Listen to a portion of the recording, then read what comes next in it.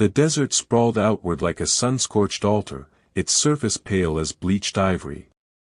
Heat drifted in shimmering veils, bending the horizon until distant mesas looked like fading memories rather than solid earth. Nothing lived here easily, even the wind seemed hesitant, dragging its feet across the sand with a dry, rasping sigh. In the midst of that vast, merciless silence, a small native child crawled forward on hands that shook beneath his weight. His skin clung tightly to bone, the color drained from him by hunger and the sun's relentless judgment. Each breath came out as a thin, crackling whisper.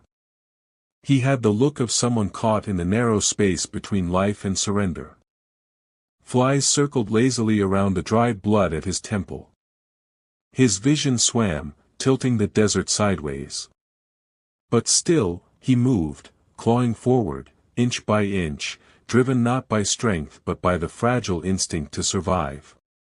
Behind him, the faint pattern of coyote tracks stitched the sand. They followed with quiet patience, waiting for the desert to finish its work. The sun hovered low, casting long shadows across the plains when Elias Mercer rode into view. He sat tall in the saddle, though his posture carried the weariness of a man who had long ago stopped expecting anything new from the world. His horse, a dun mare with a patient gait, moved steadily through the dust as though she knew every sorrow her rider never spoke aloud. Elias had no reason to slow. This was open country, hard, empty, predictable. He preferred it that way. Out here, a man could avoid the complications that people brought. Out here, ghosts kept to themselves. But his mare snorted suddenly, ears turning sharply to the right. Elias followed her gaze, and saw a shape sprawled in the sand. A small one. Too still. He pulled the reins, heart tightening with an old, familiar resistance. Trouble. That's what this would be. He could already hear his father's voice, "Leave their ways alone, son. You don't mix in their battles." Yet Elias dismounted anyway. Not out of bravery, more a quiet, stubborn ache deep inside him, a refusal to let the world pass into cruelty without a fight. The child stirred weakly. Elias knelt. "You hear me, boy? Don't go quit just yet." The moment held, fragile, decisive, irreversible. Morning came slow, like a breath the land had been holding all night. Elias stepped onto the porch, the old boards groaning under his boots. He thought it would be an ordinary day. The truth was, the world had already begun shifting beneath his feet. Elias feeding horses, quiet, thoughtful. A sudden distant thumping breaks the stillness, faint, rhythmic, like drums hidden beneath the ground. Elias pauses. His eyes sharpen. Elias murmurs. Horses. But not one. Not two. Dozens. He slips into the barn and reaches for his rifle, not with fear, but with the steady caution of a man who has lived long enough to trust his instincts. The Apache woman Doshi, resting inside the small guest room. She stirs uneasily. Her eyes open, reflecting anxiety. Doshi whispers, trembling. "No, not now." She heard it too. The thunder of 100 hooves. A sound she knew far better than he did. Elias steps out into the open yard. The sun climbs higher, revealing faint dust clouds on the far ridge. Dust clouds, moving. Fast. Elias's jaw tightens. It isn't a patrol. It isn't a stray caravan. It's a formation. In that moment, Elias understood two things. 1, these riders weren't passing through. 2, they were coming straight for him. Doshi tries to sit up, grimacing from the pain in her ribs. She presses her palm against the windowpane, watching the horizon with dread. Doshi. He shouldn't be out there alone. She tries to stand but collapses back onto the bed. The thunder grows louder. The ground vibrates. Elias stands alone in the open field, hands empty now. He's set the rifle aside. His posture is firm, but not aggressive. Men of war respect posture. The leader, Tatanka, rides ahead, his long hair woven with red cloth. His eyes carry both suspicion and sorrow. He stops 10 paces from Elias. Silence hangs like a blade. Tatanka, quiet, stern. White man, where is she? Elias doesn't flinch. Elias. Inside. She's hurt. I found her starving near the canyon wash. I brought her here because she needed help. That's all. The warriors murmur, some gripping their spears tighter. Tatanka studies Elias's face, searching for deceit, hatred, or hidden motives. He finds none. Tatanka. You fed her. Elias. Yes. Tatanka, voice softens. And you did not take what was not yours. Elias almost laughs, almost. Elias. No. I'm not that kind of man. Tatanka nods once, then lifts a hand. The warriors relax, their weapons lower. Tatanka dismounts, stepping closer. Tatanka. Then today, you have done more than most men would. And for that, my people ride to your home not for war, but for honor. Elias raises an eyebrow. Elias. Honor? Tatanka. She is our chief's daughter. A beat. It lands like a stone.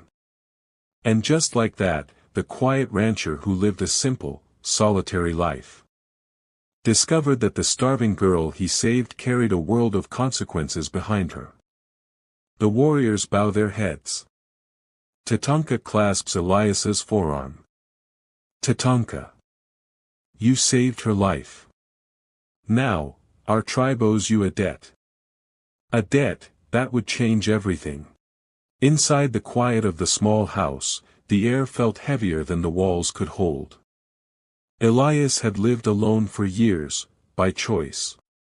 Yet now, with nearly 300 warriors outside and a wounded chief's daughter under his roof, solitude felt like a distant memory. Dashi sits up slowly, her breathing shallow. Her long, dark hair falls across her face as she tries to pull herself upright.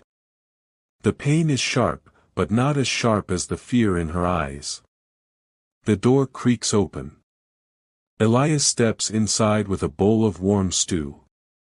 Tatanka follows, tall and quiet, his presence filling the small room. Dashi stiffens. Dashi, weakly. Brother. Tatanka's stern mask cracks. He kneels beside her. Tatanka, soft, in Apache. You scared us. You should not have left alone. Dashi looks away, guilt shadowing her features. Dashi. I had no choice. Elias watches, unsure if he should stay or go. Close-up of the wooden spoon stirring the stew. Elias sets the bowl beside her gently. Dashi glances at Elias, her voice quiet. Dashi. He is the one who found me. He fed me. He gave me water. Tatanka acknowledges this with a slow nod. Tatanka. We know. Our scouts followed your tracks. They saw his fire in the night. He turns to Elias. Tatanka. For this, our debt is real. But understand, saving the chief's daughter is no small thing. The world will shift around you. Elias sighs, rubbing his temple. Elias. Didn't ask for a shift in the world. Just did what any decent man would. Tatanka smirks faintly. Tatanka. Decent men are rarer than buffalo now. Tatanka and Elias sit across from each other at the old table. The air carries the warmth of the crackling fireplace. Tatanka. She carries stories she has not spoken. Danger follows her. Our enemies move in shadows. Elias leans forward. Elias.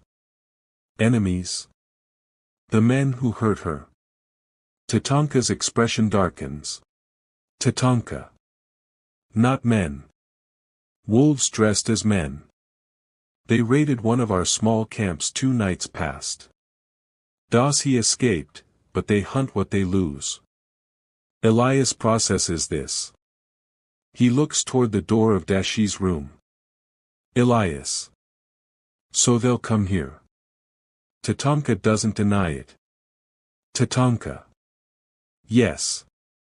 Exterior shot of the ranch.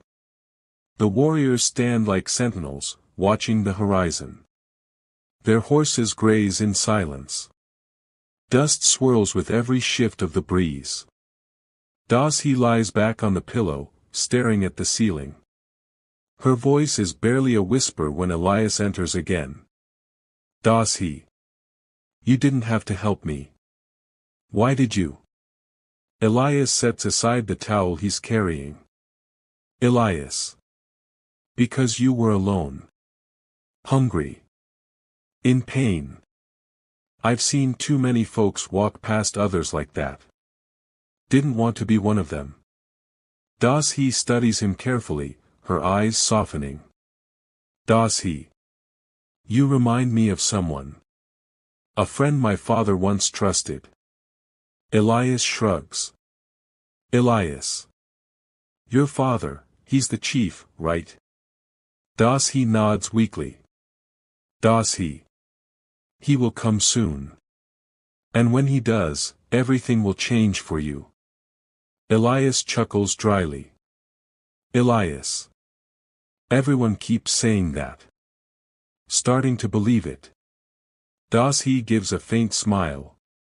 The sun sets behind the warriors, bathing the land in crimson orange. The sky looks like it's on fire. Elias stands on the porch, staring into the horizon. Tatanka joins him. Tatanka. Night comes. Wolves move best in the dark. Elias nods slowly. Elias. Then we keep watch. Tatanka rests a firm hand on Elias's shoulder. Tatanka. You saved a life, rancher. Tonight, we protect yours. The camera pulls back, rising above the ranch. The warriors gather in a wide protective circle, flames from their campfires glowing like scattered stars. The wind hums. Trouble brews somewhere beyond the mountains. Night settled gently over the barn, its shadows pooling like ink around the beams. A soft breeze slipped through the gaps in the wood, carrying with it the faint scent of sagebrush and distant rain. He, still weak, still cautious, sat wrapped in a wool blanket, her eyes reflecting the flicker of a small lantern Elias had set near her bedroll. Without a word, she withdrew a small object from a leather pouch at her hip, a carved sliver of juniper wood, shaped into the form of a soaring bird. Its wings were spread wide, etched with patterns that spoke of wind, ancestry, and a people who listened to the land. Elias watched, silent. He lifted the carving, then hummed a low, fragile melody, a song barely louder than breath, but carrying centuries in its notes. It was not a plea. Not a warning. A remembrance. And for the first time, Elias felt the wall between them thin. Morning arrived pale and brittle, as though the sun itself hesitated before climbing over the ridge. Elias stepped outside with a tin cup in hand, steam curling upward into the cool air. The world felt briefly calm, too calm, like a breath held too long. He walked toward the corral, boots sinking into soft dust. But then he saw them, tracks. Fresh ones. Not hoofprints, not the wandering scuffle of cattle. These were human. Light-footed. Deliberate. Elias knelt, fingertips brushing the impression. A scout had moved through sometime in the night, close enough to count the breaths inside the barn if he'd wanted. The hair on his forearms lifted. He scanned the horizon. Far out, where the land blurred into shimmering haze, a small figure perched on a distant rise. Unmoving. Watching. The cup trembled slightly in his grip. Inside the barn, Dashi sensed it too. She sat upright, gaze fixed on the doorway as though listening to something beneath the wind's whisper. Trouble was no longer a possibility. It had already arrived. Night descended with a weight that felt almost ceremonial, deep, velvety, and thick with the scent of cooling earth. The lantern burned low inside the barn, its flame drawing long, wavering shadows across the wooden walls. Elias sat on an overturned crate, elbows on his knees, while Dashi rested nearby, her posture stiff and alert despite her exhaustion. For a long while, neither spoke. Silence hung between them like a taut rope, heavy, waiting. At last, Elias exhaled, the sound quiet but strained. "I reckon you saw someone out there today," he murmured. "Someone who wasn't just passing through." Dashi's gaze lowered. Her fingers tightened around the carving in her lap. When she finally lifted her eyes, they glistened, not with fear, but with something far older. Grief that had learned how to sit upright. She drew a slow breath. "My people," her voice trembled. A band of riders came before dawn. Fire. Gunshots. I hid under the rocks while they, her throat closed around the memory. There is no one left. Not my mother. Not my cousins. The lantern flickered as though moved by her pain. Elias swallowed hard. His chest tightened with a familiar ache. "My wife," he said softly. 5 winters ago. Fever took her. Took the child inside her too. I stopped expecting anything good after that." Dashi looked at him, not as a stranger now, but as another wounded soul walking through the same desert of loss. In the dim quiet, their griefs intertwined, not perfectly, but honestly. A fragile bridge built from the pieces of their broken pasts. Dawn crept in softly, slipping pale gold through the gaps in the barn walls. Dust motes drifted lazily in the beams of early light, as though the world itself had slowed to listen. After the night's confessions, an uneasy peace settled between Elias and Dashi, fragile, but real. Elias busied himself near the workbench, sorting tools he didn't truly need to touch. Habit was an easy shield. His hands moved, but his mind lingered on the sorrow they had shared only hours before. Behind him, soft footsteps approached. Dashi stood there, still wrapped in the blanket he'd given her, but her posture carried new purpose. She placed the small juniper carving gently on the table between them, a quiet gesture of trust. "I do not want only your shelter," she said, voice steady though faint. "I want to help. To stay, if you permit it." Her gaze lowered, then lifted again with resolve. "Let me work. Let me earn my place here." Elias straightened slowly. The offer lingered in the air, weighty with meaning. She was no longer a burden, no longer a wounded stranger rescued from the sand. She was choosing this place. Choosing him. He nodded once, the motion small but sincere. "Reckon there's room for another pair o' hands." A faint, almost imperceptible warmth softened her features.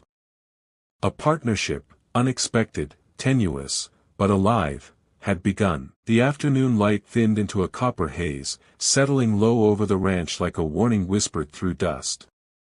Elias stepped out to check the water troughs, feeling the weight of the day pressing behind his ribs.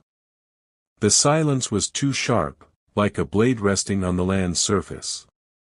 He paused near the fence line, scanning the horizon out of long habit. Then he saw it, a faint plume of dust rising far beyond the ridges. At first it seemed harmless, just the earth stirred by wind. But the shape was wrong.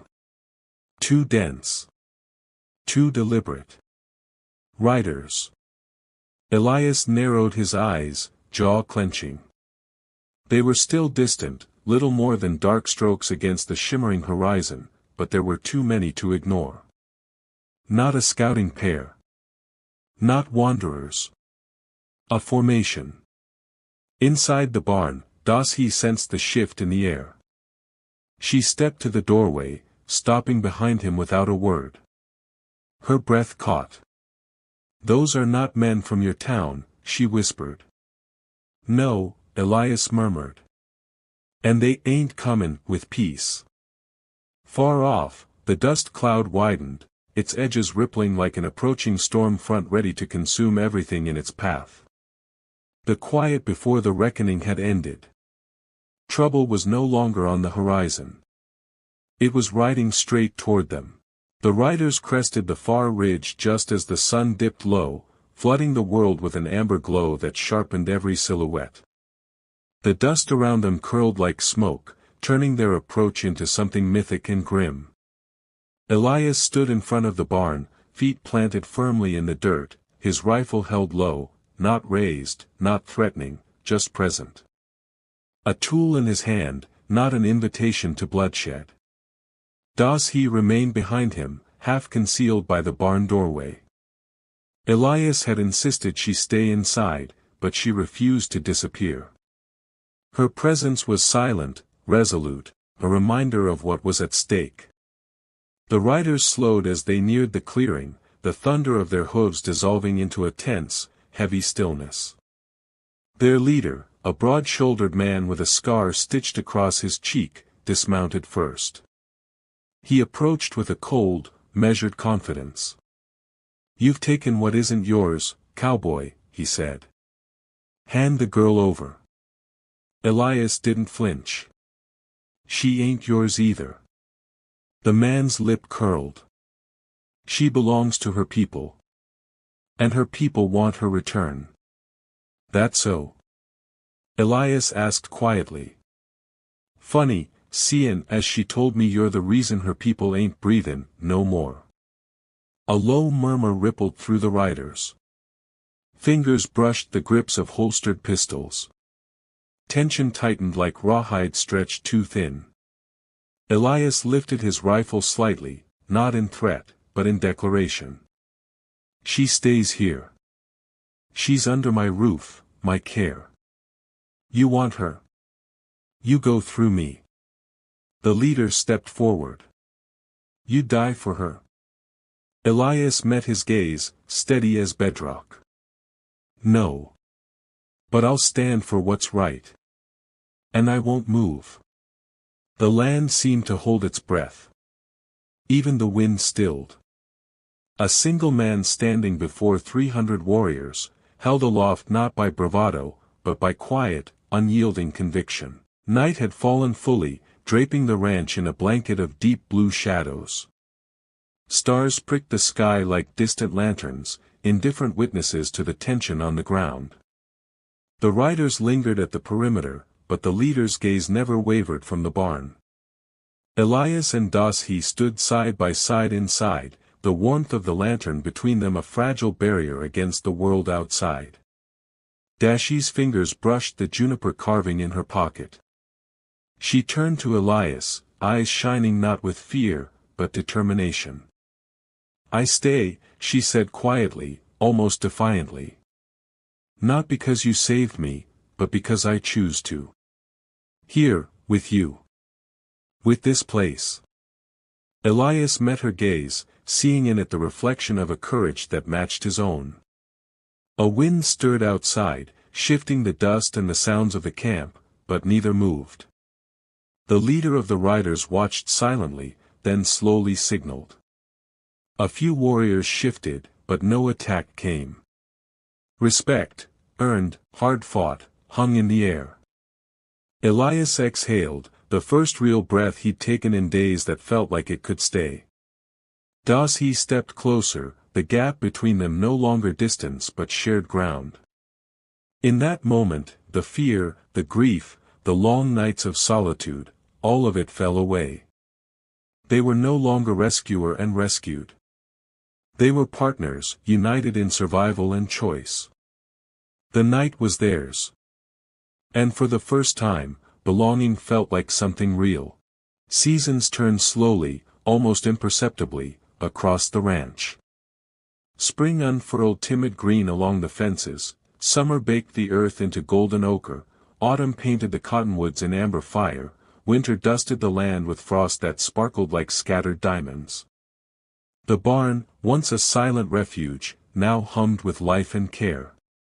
Dashi moved with purpose and ease, her presence steady, her laughter rare but genuine.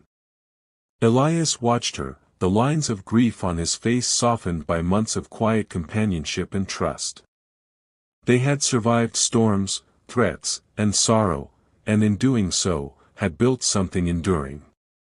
Beyond the horizon, the riders' distant paths no longer cast shadows of fear over their land. The debt once owed had transformed into respect, the fragile bridge of compassion now a solid foundation. Here, in the vast, patient West, two souls who had wandered through grief and loss had finally found peace, and a legacy that would outlast them both.